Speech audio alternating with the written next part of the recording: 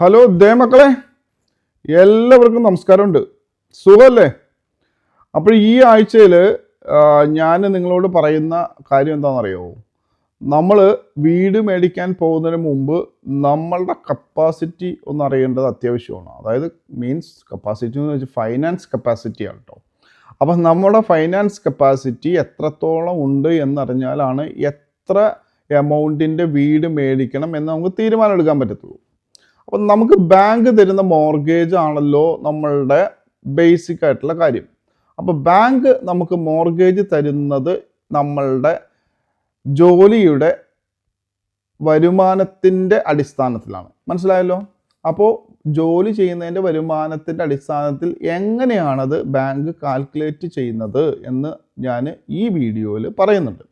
അപ്പോൾ ഞാൻ താഴെ കൊടുക്കുന്ന ലിങ്കിൽ പോയിട്ട് നിങ്ങളത് മനസ്സിലാക്കണം. എന്നിട്ട് നിങ്ങൾ അടുത്ത സ്റ്റെപ്പ് എന്ത് വേണം?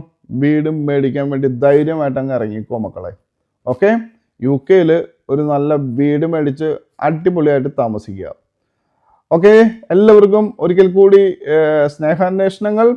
തീർച്ചയായിട്ടും ഈ ചാനൽ നിങ്ങൾ സബ്സ്ക്രൈബ് ചെയ്യണം. എന്ത് വേണം? പ്രൊമോട്ട് ചെയ്യണം. അതുകൊണ്ട് എന്താണ് കാരണം? ഞങ്ങൾ നിങ്ങളോടൊപ്പം. ബൈ.